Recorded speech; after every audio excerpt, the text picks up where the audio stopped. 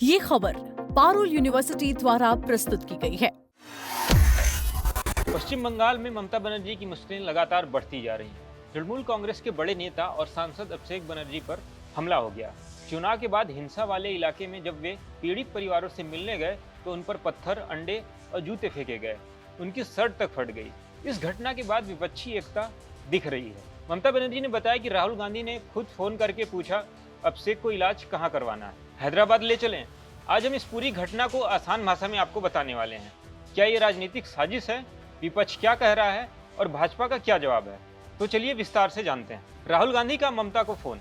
शनिवार देर रात ममता बनर्जी ने पत्रकारों से बात की। उन्होंने बताया कि राहुल गांधी ने उन्हें फोन किया। राहुल ने कहा, दीदी अगर कुछ भी जरूरत हो तो बताइए, अभिषेक का इलाज हैदराबाद में या कहीं और करवा सकते हैं। ममता को ये बात बहुत अच्छी लगी। उन्होंने कहा कि राहुल ने पूरा साथ देने का भरोसा दिया है। ये फोन कॉल इसलिए खास है क्योंकि अभी विपक्षी पार्टियां एक दूसरे के साथ ज्यादा जुड़ रही हैं। अभिषेक बनर्जी तृणमूल के राष्ट्रीय महासचिव हैं और ममता के भतीजे भी।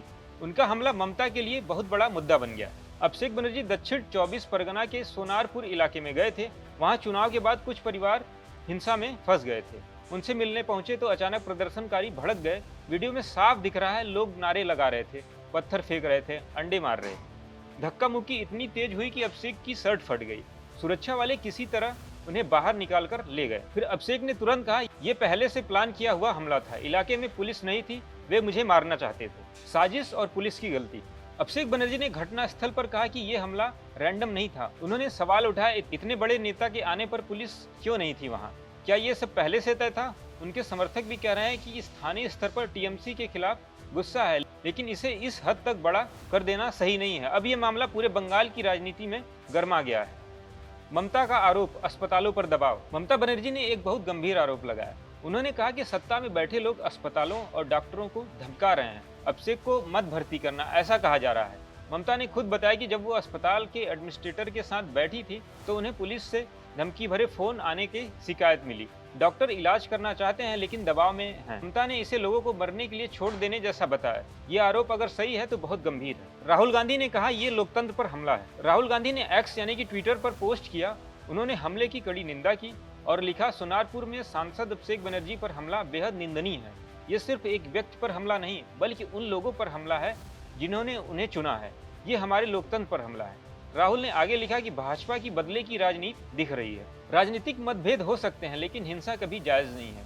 उन्होंने केंद्र और बंगाल सरकार से मांग की कि दोषियों पर तुरंत कार्रवाई हो और अभिषेक जल्दी ठीक हो। अन्य विपक्षी नेताओं का समर्थन। इस घटना पर सिर्फ राहुल ही नहीं, दूसरे विपक्षी नेता भी सक्रिय हो गए। कांग्रेस अध्यक्ष मल्लिकार्जुन खड़गे ने सुरक्षा व्यवस्था पर सवाल उठाए, तो वहीं समाजवादी पार्टी के अखिलेश यादव ने इसे बड़ी साजिश बताया और भाजपा पर हिंसा बढ़ावा देने का आरोप लगाया। कई छोटी पार्टियां भी टीएमसी के साथ खड़ी दिख रही हैं। इससे लग रहा है कि बंगाल में विपक्षी एकता और मजबूत हो सकती है। भाजपा का जवाब, आरोप खारिज। भाजपा ने इन सारे आरोपों को सिरे से खारिज कर दिया। पश्चिम बंगाल भाजपा अध्यक्ष समीक भट्टाचार्य ने हमले की निंदा की लेकिन कहा कि इसमें भाजपा का कोई भूमिका नहीं है। उन्होंने कहा, यह टीएमसी के खिलाफ स्थानीय लोगों का गुस्सा हो सकता है। केंद्रीय मंत्री सुकांत मजूमदार ने शांति की अपील की। उन्होंने लोगों से कहा कि कोई भी कानून अपने हाथ में न ले। भाजपा का कहना है कि टीएमसी खुद अपनी गलतियों की वजह से इस स्थिति में पहुंची है। दोस्तों, ये घटना सिर्फ एक हमला नहीं, ये बंगाल की सियासत का आईना बन गई है। जहां एक तरफ टीएमसी से भाजपा की साजिश बता रही है तो वहीं भाजपा इसे टीएमसी के खिलाफ लोगों का गुस्सा बता रही है। राजनीति में मतभेद होते रहते हैं लेकिन हिंसा कभी सही नहीं है। चाहे कोई भी पार्टी हो, सांसद पर हमला पूरे लोकतंत्र के लिए चिंता का विषय है। अब देखना होगा कि पुलिस इस मामले में कितनी तेजी से कार्रवाई करती है और दोषी कौन है उनका पता लगाती है। आप क्या सोचते हैं, कमेंट में अपनी राय जरूर दें। ऐसी और खबरों के लिए देखते रहें दैनिक जागरण।